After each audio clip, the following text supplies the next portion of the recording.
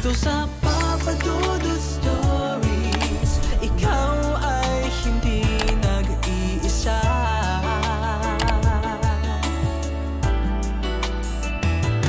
Dito sa Papa Dudut Stories, may nagmamahal sa'yo. Papa Dudut Stories. Papa Dudut Stories. Dear Papa Dudut, sa lahat po ng mga nakatutok ngayon, huwag pong kalimutan mag-like, mag-share at mag-subscribe. Maraming salamat po sa inyong lahat.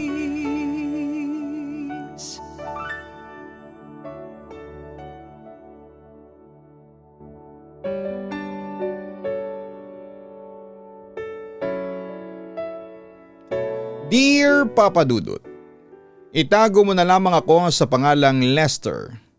25 years old na sa ngayon at isang graduating college student at kasalukuyang nagtatrabaho sa isang grocery.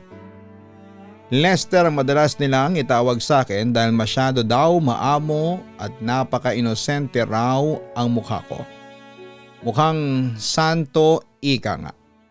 Sabi nga ng iba ay mukha akong isang seminarista. Sa kabilang banda ay hindi naman sa pagmamayabang. Pero marami ang nagsasabi sa akin na gwapo ako. Ang sabi nila ay mukha raw akong artista. Minsan nagugulat lamang ako sa tuwing nagbubukas ako ng Facebook dahil saan tambak ako ng friend request at personal messages. Ako naman syempre ay magiliw na nakikipagkaibigan sa kanila. Hindi naman kasi ako suplado. Bagkos ay personal pa akong nagpapasalamat sa kanila dahil sa paghangang ibinibigay nila sa akin. Papa Dudut, simula pa lang noong nagkamalay ako, alam ko na isa akong lalaki. In short, straight. Mabilis akong humanga sa mga babae. Although marami nagsasabi na mukha raw akong santo, kabaliktaran ako ng nakikita nila. Isa akong wild and liberated man. Siguro'y nagagawa ko ito dahil nasa ibang bansang mga magulang ko. Wala namang pakialam sa akin ang tsuhin ko at tatay-tatayan ko. Sa puntong ito, Papa Dudut, ay hindi na ako magmamalinis pa at aaminin ko sa inyo ngayon na dati akong voyeur at exhibitionist. Sa katunayan nga ay naging bida na ako sa isang skandal. Pero wala akong pakialam. Ang mahalaga ay masaya ako sa aking ginagawa. Pero, Papa Dudut, sinubok ng tadhana ang pagkalalaki ko. Nang tumuntong ako ng second year ay nakilala ko ang isang assistant professor na itatago ko na lamang sa pangalang Sir Tom. Siya ang tipo ng lalaki na kinakalukuhan ng mga kolehiyala. Gwapo kasi ang professor ko na yon, matangkad, mistiso at maganda ang tindig ng pangangatawan. Nakakatunaw din siyang tumitig at higit sa lahat ay pamatay ang kanyang ngiti. Dahil doon ay humanga ako ng husto kay Sir Tom. Nagsimulang gumulo na rin ang isipan ko dahil sa isang iglap ay bigla akong nagkagusto sa lalaki. Hindi naman ako bakla dahil marami akong nakikitang lalaki na mas gwapo pa kay Sir Tom at mas maganda ang katawan pero deadma lang ako. Pero hetong si Sir Tom ay iba ang dating niya sa akin. Hindi lang basta paghanga ang nadama ko kundi pagnanasa. Sa kabilang banda ay dahil sa pagnanasang yon kay Sir Tom ay inalam ko ang lahat ng bagay na may kinalaman sa kanya. Minasaga pa nga akong chismis na isa daw pedophile si Sir Tom at binabata raw niya ang mga natitipuhan niyang estudyante. Pero hindi ako naniniwala sa mga chismis laban sa kanya dahil kung titignan si Sir Tom ay isang kagalang-galang na professor. Samantala dahil sa mga lihim kong aktibidades ay tuluyang kong napabayaan ang pag-aaral ko, lalo na sa subject ni Sir Tom. Kaya hindi ako nagtataka nang matapos ang midterm ay lagabak ang grades ko sa kanya. dahil doon ay kinausap ako ni Sir Tom isang araw. Dumarami ang mga absences mo ha sa klase. Lester, kung pumasok ka man, lagi kang late. Although wala naman akong problema sa iyo kung talino ang pag-uusapan, pero dahil sa madalas mong pag-absent, you always miss my quizzes, recitation, and homeworks. Kung sa ibang professor mo ginawa yan, matagal ka na sigurong drop sa mga subjects nila. Reklamo ng aking guro sa akin. Sorry po Sir Tom, sagot ko. Hindi ako makatingin ng diretsyo sa kanya dahil sobra akong nahihiya sa kanya. Matanong ko lang, bakit ka ba nagpapabaya sa pag-aaral mo? May problema ka ba? Usisa sa akin ni Sir Tom. Halata sa kanyang boses na concerned siya sa akin. Pasensya na po kayo sa akin. Meron lang po kasi akong pinagdaraan ng problema. Kaya po ganito ang performance ko sa subject mo. Pagtatapat ko. You know what, Mr. Santos? Kahit na may problema ka sa buhay mo, still obligasyon mo pa rin dapat na gawin ang mga yon. Ang mag-aral ng mabuti. Sa totoo lang ay naawa ko sa mga magulang mo dahil lang laki-laki ng tuition fee mo, tapos ay nagbabagsak ka lang ng subjects. I'm sorry Mr. Santos kung nasasabi ko ito sa iyo, pero sana'y gumising ka. College is not a joke after all. Pangaral niya sa akin, Papa Dudut. I already computed your midterms and guess what? Your midterm grade is 57. Para makakuha ka ng 75 na grade sa final ay kailangan mong makakuha ng pre-final grade na 93. Kakayanin mo ba yon? Napakataas naman po yata ng kailangan kong grade para makapasa sa inyo, ang sabi ko. Imposibleng maka 93 ako sa pre-final grade dahil hindi naman ako ganong katalino. Wala tayong magagawa Mr. Santos. And I'm sorry. Sa pagkakataong yon, Papa Dudut, ay hindi ko na napigilang umiyak. Sir, ayaw ko pong bumagsak.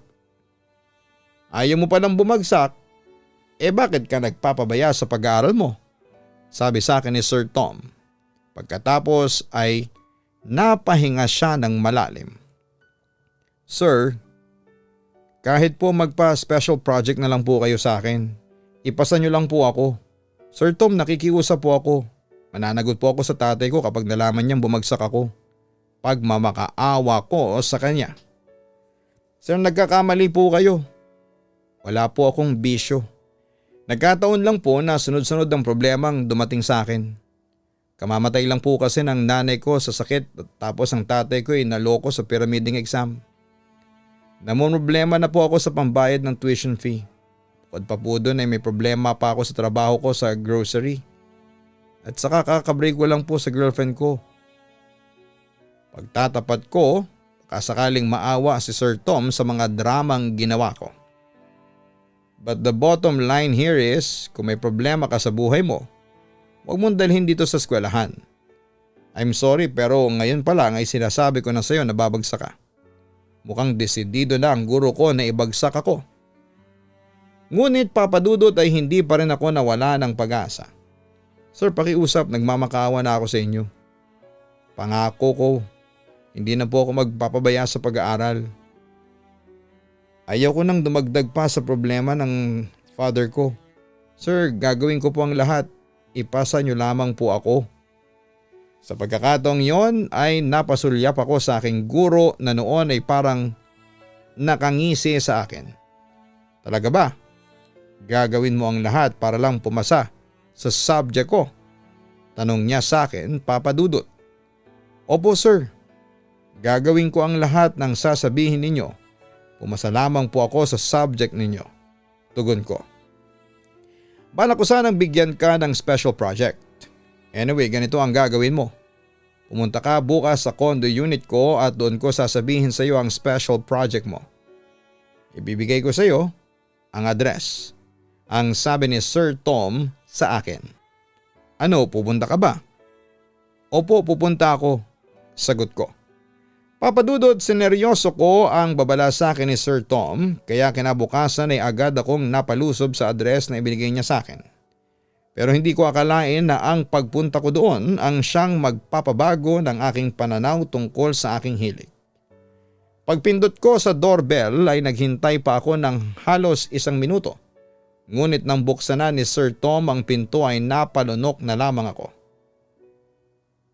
Tumambad kasi sa akin ang hubad ngunit nakatapis na katawan ng aking guro. Lihim akong napahanga dahil hindi ko akalain na ganon pala ka-sexy ang katawan ni Sir Tom. Pasensya na Mr. Santos.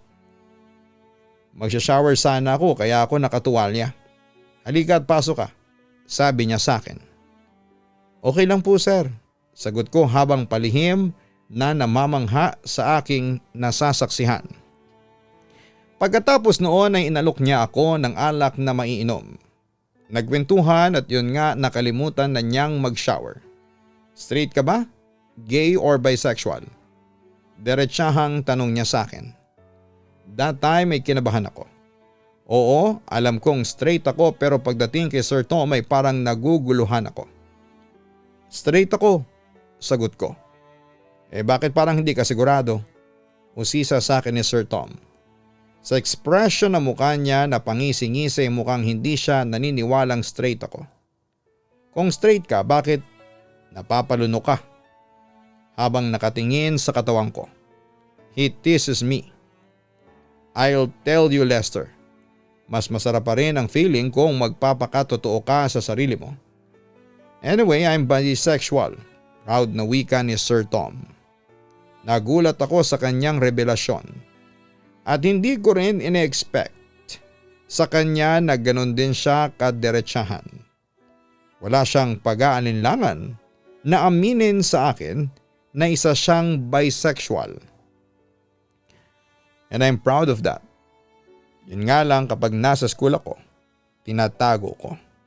Alam mo na, baka kasi masita pa na mga pare sa eskwelahan ninyo at masisante kaagad. But you know, I'm planning to apply to another college or university after this semester. Dagdag pa ni Sir Tom. Sir, ano po pala yung ipa-project ninyo para sa akin? Tanong ko na lamang sa kanya para maiba ang topic. Hindi naman mahirap ang special project na ipapagawa ko sa iyo. Actually, hindi ka magpapakapuyat o magkakraming. Simple lang ang gagawin mo.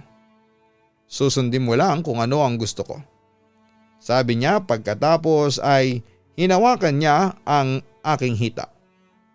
At tumingin siya sa akin na tila nang aakit. Lalo akong napalunok nang gumapang ang kamay niya patungo sa aking maselang bahagi ng aking katawan. Sir, teka po, ano pong gagawin niyo sa akin? Kinakabahan kong tanong. I suppose you know what I mean, Lester. Sabi ni Sir Tom sa akin bago niya inilapit ang kanyang labi sa akin at hinalikan ako. Nung una ay parang hindi pa ako komportable. Ngunit hindi nagtagal ay bumigay na rin po ako at gumanti ng halik sa aking pinakapaboritong guro. Lester, don't worry. Everything will be alright. I promise you. Ipapasa kita sa subject ko. Ipapaubayan mo lang sa akin ang sarili mo. Bulong sa akin ni Sir Tom bago niya tuluyang angkinin ang aking katawan. Hindi ko makakalimutan ang araw na yon, Papa Dudut. Yun kasi ang first time ko makipagromansa sa kapwa ko lalaki. At inaamin ko na nagustuhan ko yon. Nakaramdam kasi ako ng kakaibang kasiyahan na kailanman ay hindi ko nararanasan sa mga nakasiping kong babae. After all ay tama pala ang mga chismis na isang ang pedophile si Sir Tom. Mahilig siya sa mga bata. Mga batang estudyante at isa na nga ako roon.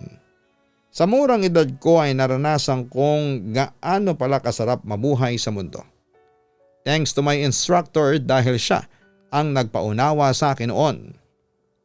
Samantala pagkatapos ng unang enkwentro ay muling naulit yon. Hindi lang isa kundi maraming beses kaming nagsama ni Sir Tom sa isang kama. Doon ay nagsimulang hanap-hanapin na siya ng katawan ko. Sa madaling salita ay naadik na ako sa kanya. Pero isang araw nang muli akong pumunta sa condo unit ni Sir Tom, ay nagulat na lamang ako nang magbukas ng pinto ay isang babae. Siguro matanda lang siya ng 1 o 2 taon sa akin. Pero ang nagpagulat sa akin ay bra at panty lang ang kanyang suot. Si Sir Tom, nandyan po ba? Tanong ko sa kanya habang iniiwasan ko siya ng tingin. Mahirap na't baka isipin niyang binabastos ko siya. Oo, nandito si Tom. Sagot ng babae at parang natatawa pa. Ano ka ba? Bakit ayaw mong tumingin sa akin? Hindi mo ba bet ang mga babae? Begi ka ba? Diretsahan niyang tanong sa akin. Baka po kasi isipin ninyo na binabastos ko kayo kapag tumingin ako sa inyo. Magalang pero kinakabahang sagot ko. Hindi, pasok ka. Aya sa akin ng babae pagkatapos ay pumasok na ako sa loob. Pagkasara ng pinto ay muli siyang nagpatuloy. Estudyante ka ba niya? Opo, sagot ko. Kung maka-opo ka naman parang lola na ang kaharap mo. Samantalang mukhang magkasing edad lang naman tayo. Natatawang wika ng babae. Lester ang pangalan mo, tama? Oo, ako nga si Lester, reply ko. Naikwento ka nga sa akin ni Tom, ang hot mong araw at masarap kasama sa kama. Tapos kwento pa niya sa akin na halos mabaliw siya sa last encounter ninyo.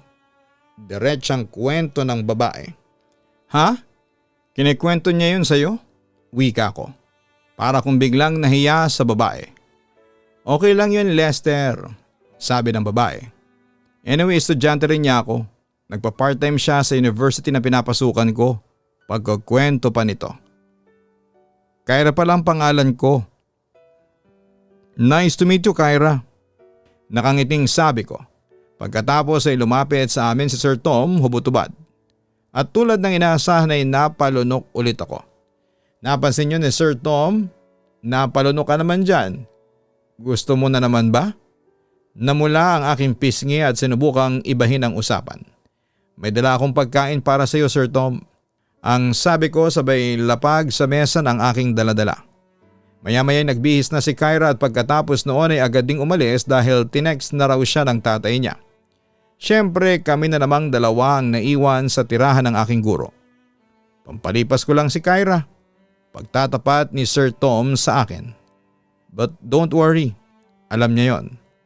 Actually sa katulad niyang playgirl, wala sa kanya ang salitang seryosohan sa pag-ibig. Dagdag pa niya. Ganun po ba? Mahina kong sabi. Kung magseseryoso ka man sa pag-ibig ay gusto ko ikaw, Lester. Pagpapatuloy niya.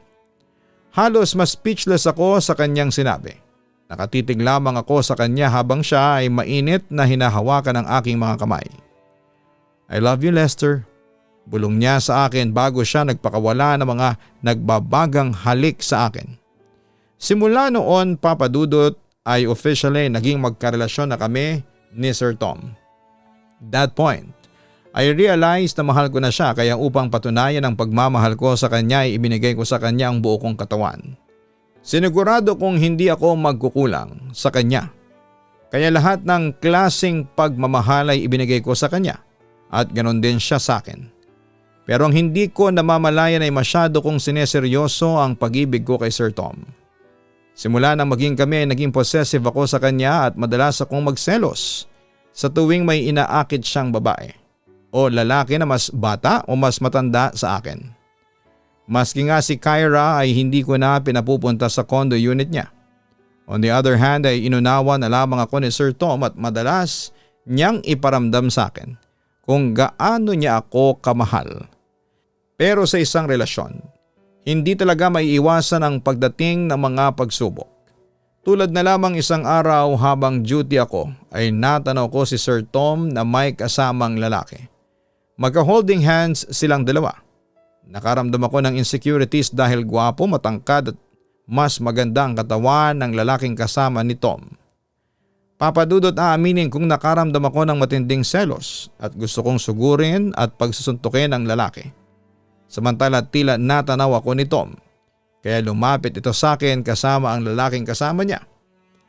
Bakit di mo ako ipakilala sa kasama mo? Sino ba yan, Tom? O Sisa ko? Halatang nagsiselos ako ng mga oras na yon. Si Marky, estudyante ko sa college na pinapasukan ni Kyra. At saka may pinag-uusapan lang kaming mahalagang bagay, sabi ni Sir Tom sa akin. Pagkatapos ay bumaling naman siya sa lalaking kasama niya. Marky, siya si Lester, estudyante ko rin. Papadudot na inis ako sa pakilala sa akin ni Sir Tom. Estudyante. Hindi man lang niya ako pinakilala bilang boyfriend niya. Halos nag-init ang pisngi ko sa selos. Tila nakahalata naman si Marky at nagpaalam siya sa aking boyfriend. Sir Tom, mauna na po ako. May pasok pa po kasi ako bukas ng umaga. Okay Marky, you may go now, mag-ingat ka, sabi ni Sir Tom sa lalaki bago ito umalis. Samantala hinintay na ako ni Sir Tom sa pinagtatrabahoan ko hanggang sa matapos ang shift ko. Muli niya akong dinala sa kanyang tirahan. Nagpaalam naman ako sa aking ama, hindi muna ako umuwi ng bahay. Pagpasok pa lang namin ni Sir Tom sa kanyang condo unit ay padabog akong umupo sa kanyang sofa. Oh, ano nangyari sa iyo? Tanong sa akin ni Sir Tom. Sino si Marky sa buhay mo? Diretsang tanong ko. Estudyante ko, sagot niya. Halatang may iniiwasan siyang mapag-usapan. Estudyante mo rin naman ako hindi ba? Estudyante na lover mo? Teka, wag mong sabihin sa akin na nagsiselos ka, sabi niya sa akin. Lester, wag mo nang pagselosan pa si Marky. Hindi kita ipagpapalit doon. Assurance niya sa akin. Sige, para mawala na ang pag-aalinlangan mo. Ipaparamdam ko ulit sa iyo kung gaano kita sinasamba, Lester. Papadudot nakakatawa man, pero inaamin ko na nagselos talaga ako sa lalaking yon.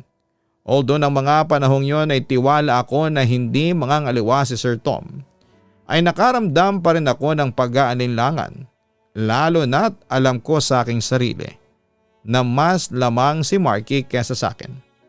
At saka kung titignan sa mga kilos niya ay mukhang mas agresibo siya kesa sa akin. Talo na ako pagdating doon, papadudot. Kaya hindi ko maiwasang ma-insecure kay Marky. Sa kabilang banda ay palaging kinakampante ni Sir Tom ang loob ko na kahit kailan ay hindi niya ako ipagpapalit kay Marky. Siyempre, agad naman akong naniwala dahil bakas ko naman sa kanyang boses ang senseridad na ako lamang ang mamahalin niya at wala nang iba pa. Ngunit kahit na anong gawin kong pagtitiwala kay Sir Tom, ay hindi ko rin maiwasang pagdudahan siya. Napapansin ko kasi sa mga kinikilos niya noon na patuloy siya sa pag-flirt sa estudyante niyang si Marky. Labis akong nag-aalala noon dahil sobra ko nang sineseryoso ang relasyon namin ng professor ko. Papadudot. Lalo pa ako nasaktan nang madiskubre ko sa cellphone ni Sir Tom na nakikipagpalitan siya ng message sa messenger sa lalaking yon. At ang sama pa, panay love quotes at personal messages na may I love you ang mga nabasa ko. Doon pa lang ay halos gumuho na ang mundo ko. Walang araw at gabing hindi ako umiiyak dahil sa sobrang pagmamahal ko kay Sir Tom. Pero sa halip na kumprontahin ang partner ko ay minabuti ko na lamang na kimkimin ito. Samantala isang gabi ay muli na naman akong natulog kasama si Sir Tom. Pero that time, tahimik lamang ako. Napansin yon ng aking boyfriend kaya agad niya akong tinanong. Naninibago ako sa mga kinikilos mo, Lester. May problema ka ba? Sa pagkakaalam ko wala ka namang bumagsak na subjects ngayong semester. Yung final grade mo sa akin ay 86. Napabuntong hininga ako. Tom, matanong ko lang. Ano bang kahulugan sa iyo ng pagmamahal? Tanong ko sa kanya. For me, love is what makes everyone happy. Sagot niya. Aminin kong disappointed ako sa kanyang sagot. Yun lang? Tama naman ang sinabi ko, hindi ba? Kung walang pag-ibig ay hindi magiging masaya ang pamumuhay dito sa mundo. Paliwanag pa ni Sir Tom. Tahimik lamang ako at hindi ako umiimik sa kanyang sagot. Alam mo Lester, ang pagmamahal ay parang tubig. Tulad ng tubig kapag wala ang taong mahal mo ay mamamatay ka. Parang tubig ang taong mahal mo dahil nagpapaginhawa ito ng buhay. At kung kulang, mauuhaw ka at hahanap-hanapin mo siya. Hindi makukumpleto ang buhay at pagkatao mo kung wala ang taong pinakamamahal mo. Dagdag pa niya. Mahal mo ba talaga ako, Tom? Seryosong tanong ko sa kanya. Teka, kailan ka ba naging imotero ha, Lester? Oo, mahal kita. Ganyan din ba ang sinabi mo kay Marky? Sa pagkakataong yon ay sumeryoso ang mukha ni Sir Tom. Ano bang gusto mong puntuhin? Pasensya na, Tom, pero pinakialaman ko ang cellphone mo nung isang gabi. Nabasa ko lang ang mga palitan ng text ninyo ni Marky and I found out na sobrang sweet ninyong dalawa. Well, alam ko na wala ako sa lugar upang magselos pero hindi ko mapigilan ang nararamdaman kong selos sa mga lalaking nagiging malapit sa'yo. Lalo na't kapag wala ako. Tom, hindi naman sa selfish ako o possessive. Pero natatakot lamang ako na maging masaya ka sa iba at makalimutan mo kung paano kita pinasaya. Pag-amin ko sa kanya, Papa Dudut. Okay, aminin ko sa iyo, Marky is my past. Kahit kailan ay hindi ako naging seryoso sa lalaking yon. Maski din siya ay hindi seryoso sa akin. Reply niya sa sinabi ko. Sa pagkakataong yon ay may na-realize ako, Papa Dudut. Kung pastime mo si Marky, tiyak na pastime mo lang din pala ako. Bakit mo ba palaging kinukumpara ang sarili mo diyan kay Marky? Lester, iba ka kay Marky dahil mahal kita. At saka ano pa ba ang gusto mong ibigay sa iyo para mapatunayan ko sa iyo ang pagmamahal ko? Wika pa ni Sir Tom. Sa puntong yon, Papa Dudut, ay hindi ko na napigilang lumuha. Kaya ko palaging tinatanong sa kanya kung mahal mo ako dahil ayaw ko nang masaktan. Nasaktan na ako sa breakup namin ni Diana noon. Ayaw ko nang dumating pa sa puntong masasaktan ulit ako dahil iniwasan ako ng taong minahal ko ng lubos. Hinawakan ni Sir Tom ang dalawang kamay ko, Papa Dudut. Bata ka pa, Lester, marami ka pang dapat malaman tungkol sa pag-ibig, ang sabi niya sa akin. Oo, maaring bata pa ako. Pero kami ang mas madalas masaktan dahil sa kawalan namin ng kamalayan pagdating sa pagmamahal. Alam mo ba? Nang mabasa ko ang palitan ninyo ng mensahe, lalo na ang pag-I love you ni Marky sa'yo, nasaktan talaga ako. Halos umiyak pa nga ako eh. Pero ano magagawa ko? Kailangan kong tanggapin sa sarili ko na hindi tumatagal ang ganitong relasyon at hindi naman habang buhay na nasa akin ka. Naibulalas ko sa kanya. Napabuntong hininga ang aking boyfriend. Please don't make this situation worse, Lester. Tom, wag naman sanang ikaw ang magbibigay ng pait na yon sa akin. Hindi ko kakayanin. Mabibigo ulit ako sa pag-ibig. Sabi ko sa kanya bago umalis ng kanyang tirahan. Pagbalik ko naman sa aking bahay ay dumiretso agad ako sa aking kwarto at doon ay umiyak ng umiyak. Sobra talaga ako nasaktan sa mga natuklasan ko kay Sir Tom. Dahil doon ay halos ibaling ko na lamang sa alak ang lahat ng sama ng loob ko sa partner ko. Maraming ang nagsasabi na ang mga kasing edad ko ay kailanman ay hindi naging seryoso sa pag-ibig. Pero nagkakamali sila. Sa ganong edad ay sineryoso ko ang pagmamahal ko kay Sir Tom. No wonder halos mapariwara ako ng dahil sa kanya. Sa kabilang banda dahil sa sobrang depression ay tuluyan ko nang napabayaan ang sarili ko. Nang mga panahong yun ay sinubukan kong gumamit ng bawal na gamot. Baka kasi sa pamamagitan noon ay makalimutan ko ang sakit na dulot ni Sir Tom. Pero nagkamali ako. Bigla din akong natauhan sa tulong na rin ng Diyos. At muli kong binangon ang sarili ko. Samantala ay napansin ni Sir Tom ang mga pagbabago sa akin at agad siyang nag-worry. Doon ay pinagtapat ko sa kanya na siya ang dahilan kung bakit unti-unting nasira ang buhay ko. Humingi naman kaagad ng tawad si Sir Tom sa akin at inalo ako sa pag-iyak ko sa kanyang balikat. Pero nagpatuloy ang padating ng pagsubok sa aming dalawa ni Sir Tom. Nang sumapit ang bisperas ng Pasko, isang pangyayari ang nagpasakit lalo ng aking damdamin. Alas 6 pa lamang ng gabi ay tumungo na ako sa condo unit ni Sir Tom para ibigay sa kanya ang aking Christmas gift. At syempre para mag-celebrate in advance ng Noche Buena. By 10 p.m. kasi ay uuwi na ako sa aming bahay para mag-celebrate naman ng Noche Buena kasama ang aking ama at mga kamag-anak. Excited akong nag-doorbell pero nang bumukas ang pinto, tumambad sa akin si Marky na nakasuot lang ng trunks. Anong ginagawa mo dito?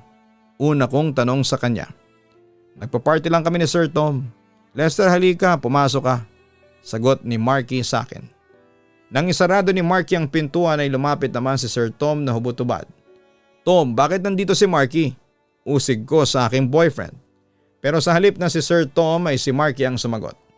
Balak kasi naming mag-celebrate ng Pasko habang alam mo na, nakahanda na nga yung video kami. Ano? Nasambit ko dahil sa pagkadismaya. Gusto mo i-join ka sa amin ni Sir? Ano, threesome tayo? Suhestyon pa ng damuhong si Marky.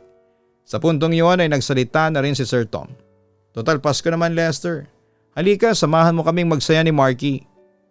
I'm sorry pero hindi ako baboy. Galit na sabi ko. Sumabay na rin si Marky sa pagkairita ko. Teka, ano bang problema mo Lester? Buti pa nga't sinasama ka namin ni Sir sa kasiyahan.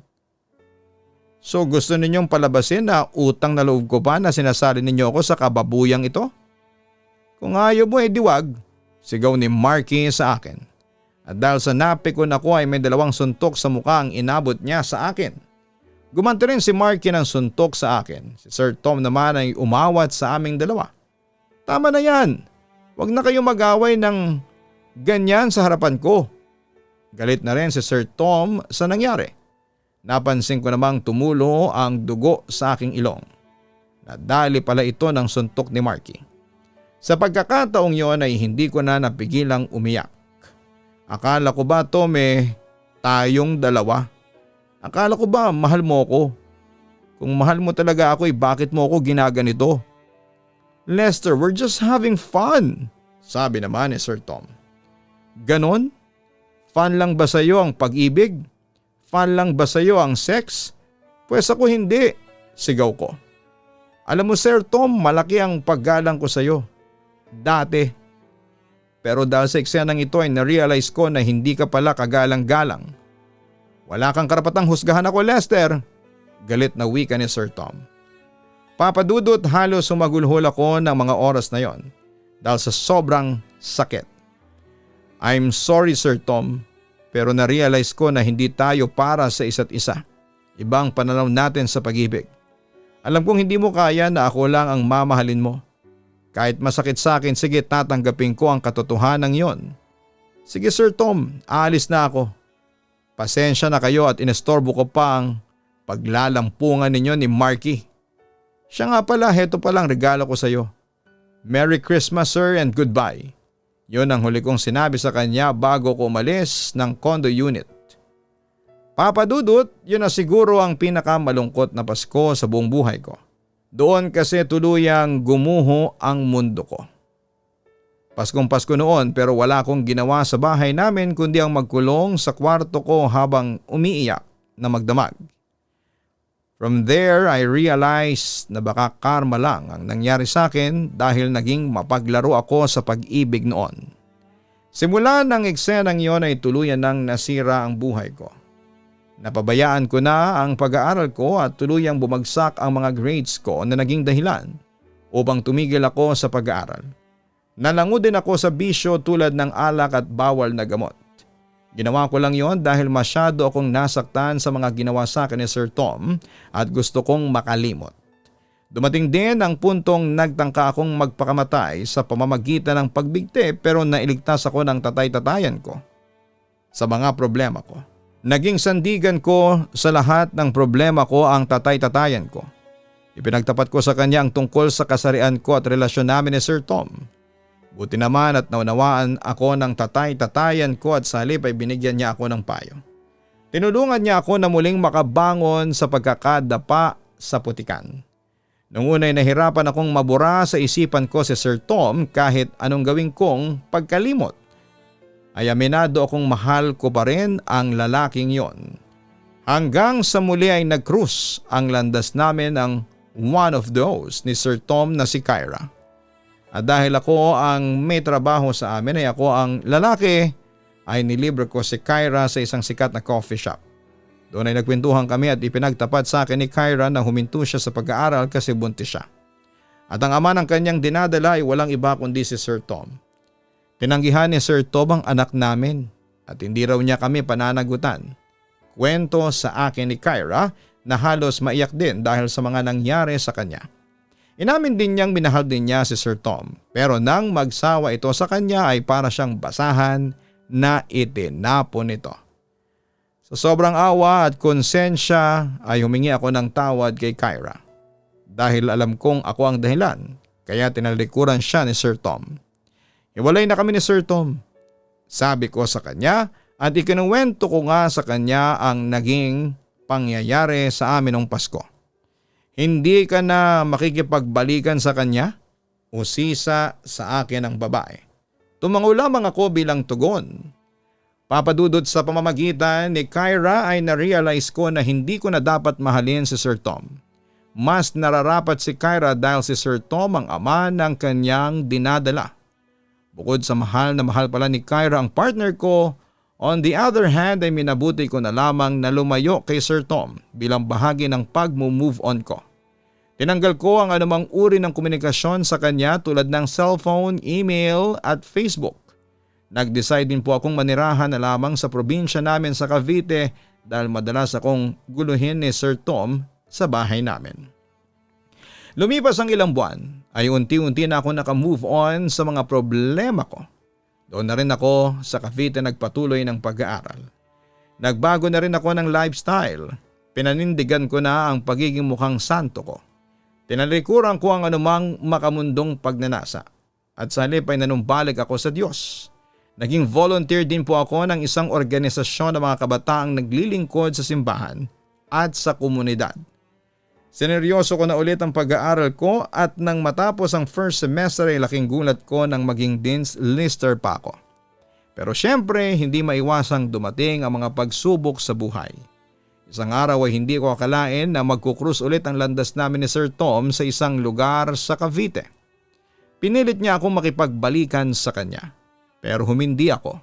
Ayaw ko nang balikan ang mga nakaraan at ayaw ko na ulit masaktan ng dahil sa kanya.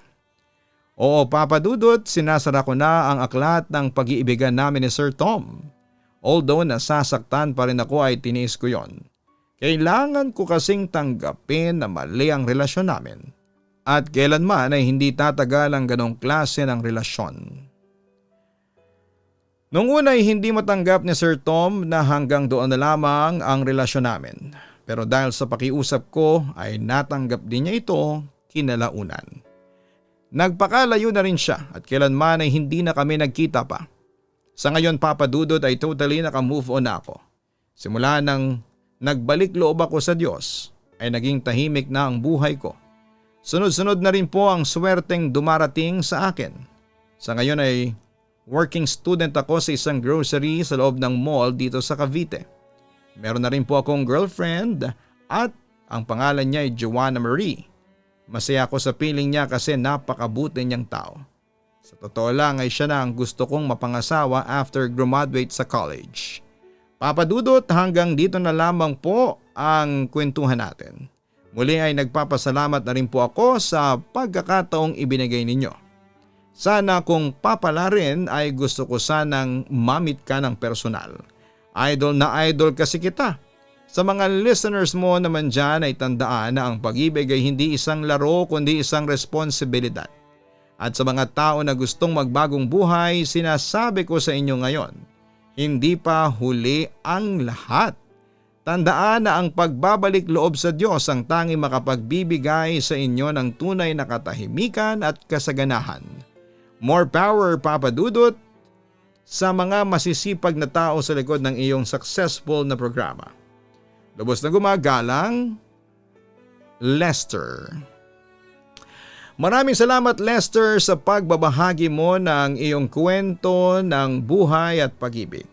Nakakalungkot na nahulog ka sa isang mapagsamantalang tao tulad ni Tom. Sinamantala niya ang iyong kahinaan to his advantage. Niloko at sinaktan ka lamang niya emotionally. Kaya naman nararapat lang ang desisyon mong hiwalayan na si Tom. dahil isa siyang halimaw na sumisira sa magandang imahe ng ating mga guro at educators.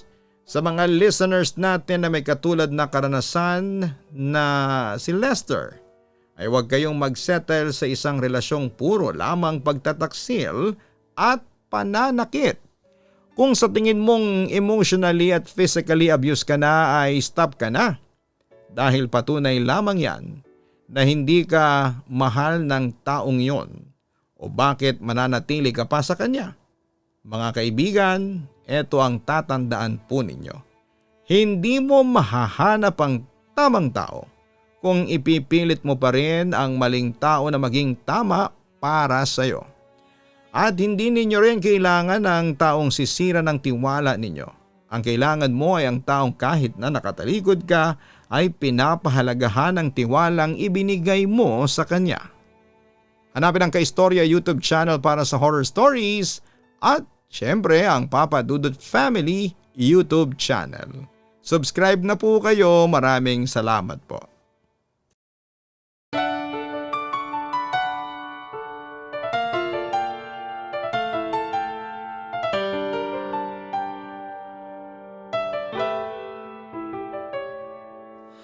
Ang buhay ay mahiwaga,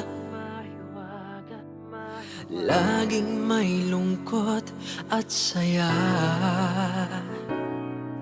Sa Papa Dudut Stories, laging may karamay ka.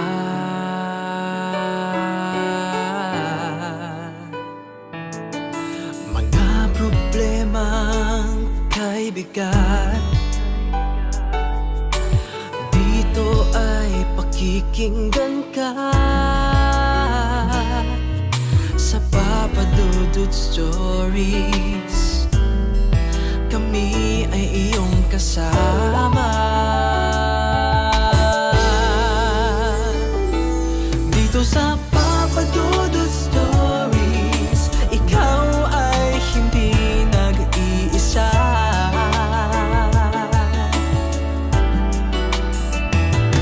Dito sa Papa Dudut Stories, may nagmamahal sa'yo. Papa Dudut Stories, Papa Dudut Stories,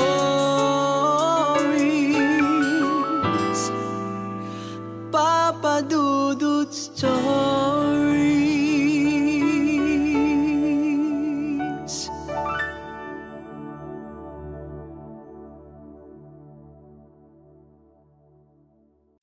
Dito sa Papa Dudut